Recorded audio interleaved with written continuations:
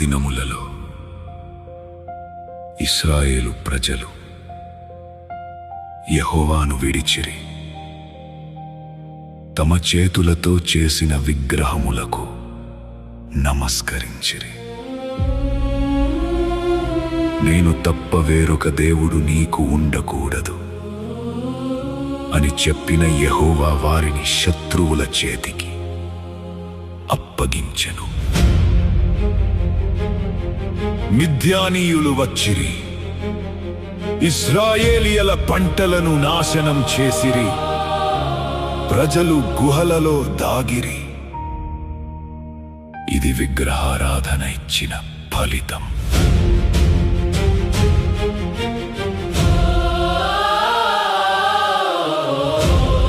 యెహోవా కోపము ఇశ్రాయేలు మీద రగిలెను, చేతులతో చేసిన దానిని సేవించిరి, జీవమున్న దేవుని విడిచిరి, పంటలు పోయి జీవితం మాడిరి, భయంతో గుండెలు కరిగిరి. 7 సంవత్సరములు కన్నీరు కార్చిరి, చివరికి దేవునికి మొరపెట్టిరి. దయగల యెహోవా ఆలకించెను, తన కృపను మళ్ళీ చూపించెను.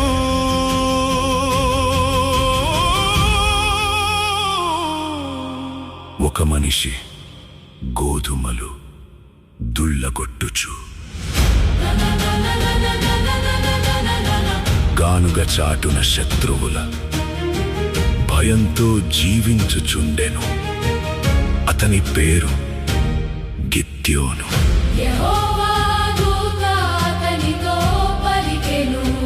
పరాక్రమము గల బలార్త్యుడా, యెహోవా నీకు తోడై ఉన్నాడు.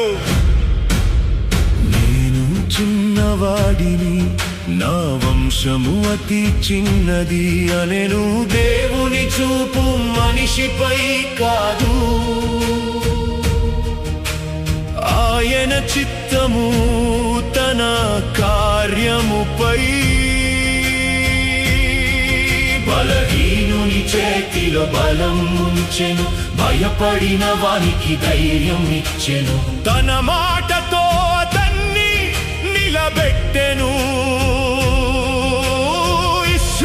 ఇశ్రాయేలీయులను రక్షింపుము, నిన్ను పంపిన వాడను నేనే అనెను. గిద్యోను సంకేతము అడిగెను, గొర్రెబొచ్చు ద్వారా ధృవీకరణ కోరెను. దేవుడు అతని బలహీనతను తెలిసి అతన్ని తిరస్కరించలేదు, సహనముతో నడిపెను. 32,000 మంది కూడిరి, దేవుడు ఇది ఎక్కువనెను. మనుష్య శక్తి గర్వించకూడదని మిగిలిన వారిని తగ్గించెను. 300 మందిని మాత్రమే ఉంచెను. తన శక్తి ప్రత్యక్షమగునట్లు చేసెను. పూలను దివిటీలను కుండల శబ్దముతో శత్రువులలో భయమును కలిగించెను. ప్రతివాని ఖడ్గమును వాని పొరుగువాని మీదికి త్రిప్పగా ఇశ్రాయేలు రక్షింపబడి. ఇది మనుష్యుల జయం కాదు, యెహోవా ఖడ్గము. గిద్యోను ఖడ్గము. యెహోవా ఖడ్గము. విజయం వచ్చిన తరువాత ప్రజలు అతనితో మమ్మును ఏలవలెనని చెప్పిరి. అతడు పలికెను, యెహోవా మిమ్మును ఏలునని చెప్పెను. మాట సత్యమే, అయినను అతని హృదయం యెహోవా యందు నిలవలేదు. బంగార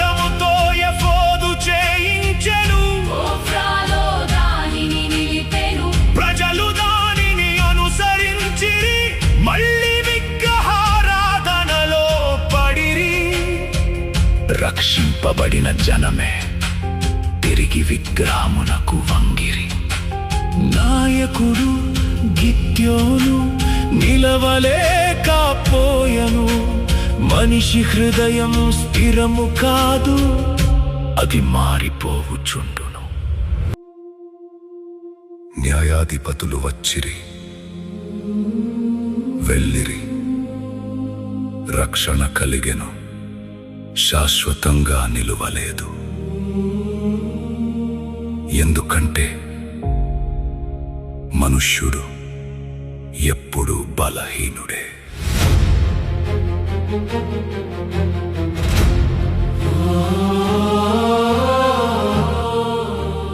దేవుడు పంపెను తన స్వంత కుమారుని,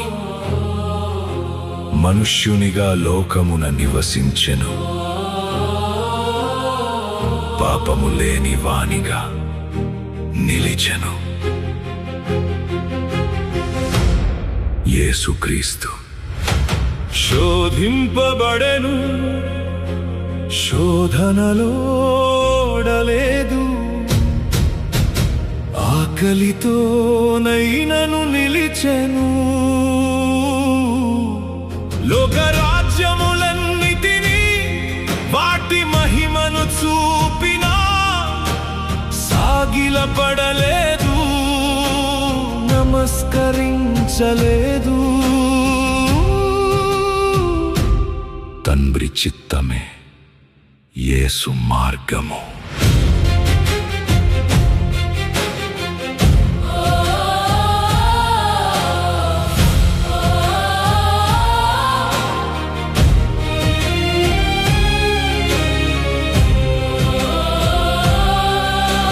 శిలువపై తన ప్రాణము ఇచ్చెను, మన పాపమును తనపై వేసుకొనెను. మనుష్యులు విఫలమైన స్థలములో ఆయన కార్యము పూర్తి చేసెను. మరణమును జయించి లేచెను, జీవ మార్గము చూపెను. అశాశ్వత రక్షణ కాదు, శాశ్వత నిత్య జీవము ప్రసాదించెను.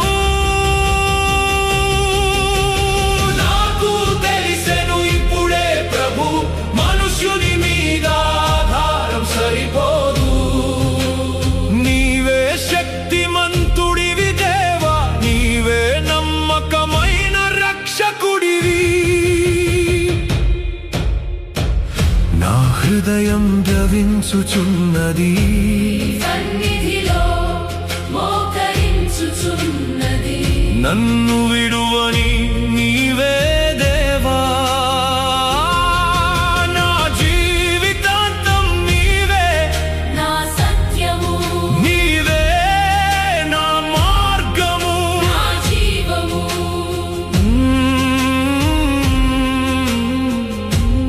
గిద్యోను వంటి వారు దేవుని చేతిలో ఉపయోగింపబడిరి. అయితే యేసు దేవుని చిత్తమును సంపూర్ణముగా నెరవేర్చెను. మనుష్యులు బలహీనులు, యేసు క్రీస్తు బలవంతుడు. రక్షణ ఆయనలోనే సంపూర్ణము.